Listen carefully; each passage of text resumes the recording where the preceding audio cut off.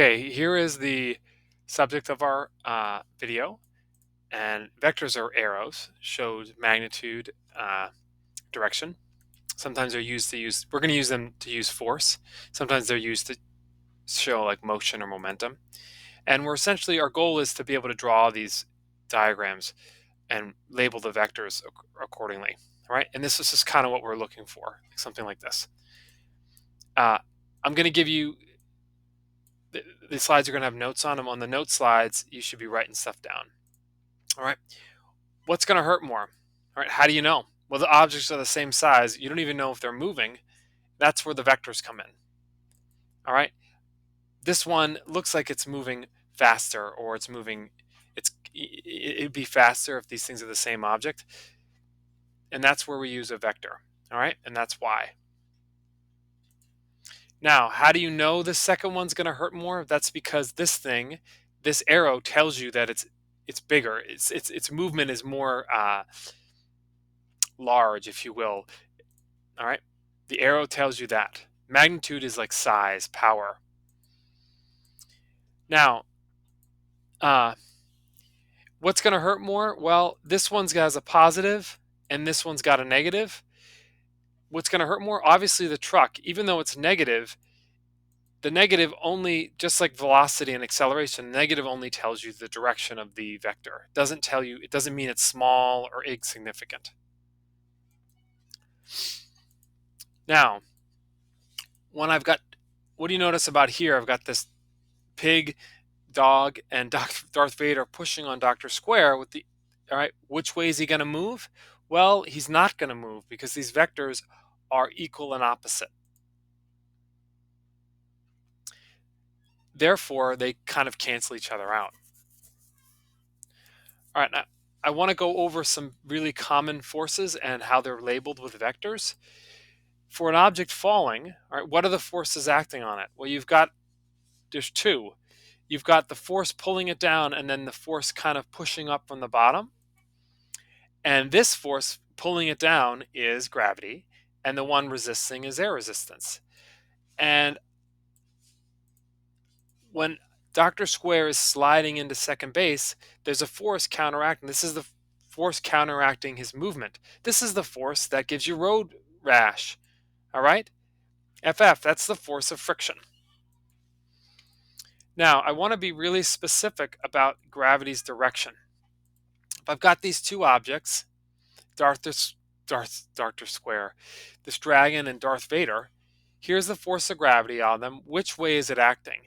It's acting from below, all right? It's pulling them down. A lot of times people want to draw it like that and label it like that. It's incorrect. It's not pushing you from above, it's pulling you from below. All right?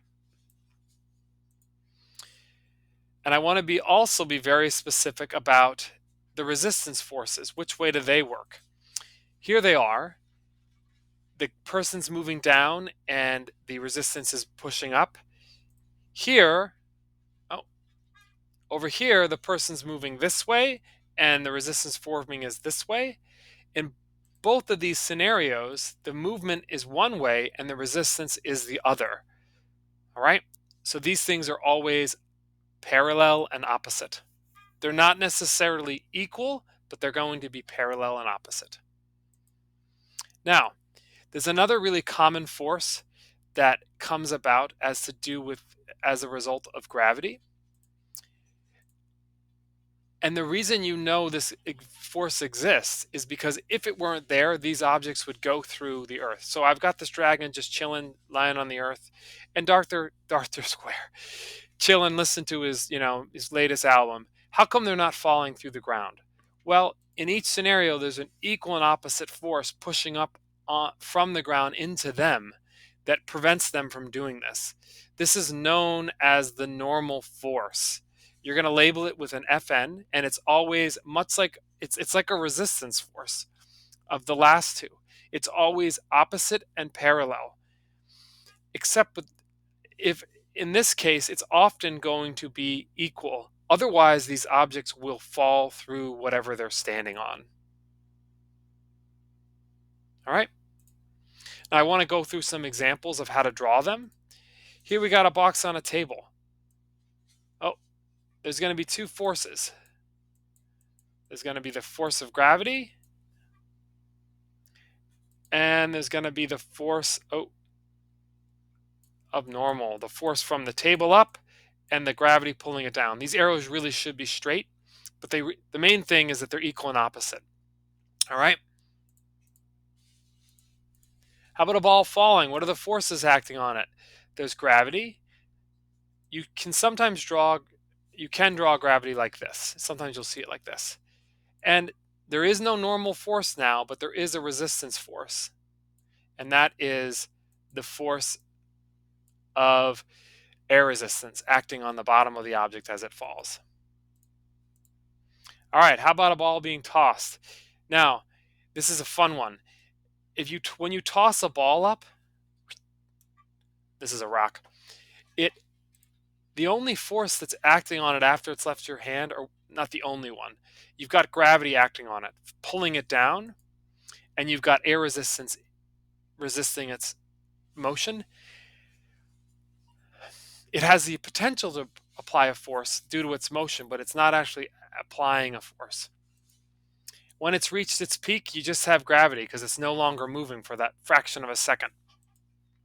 And then when it's falling, the gravity still is on the bottom, but now the air resistance is from below. Now, a ball rolling, what would that one look like? Here's the surface that's moving on. It's going to encounter friction because that's going to counteract its motion, and this is rolling friction because the ball's rolling.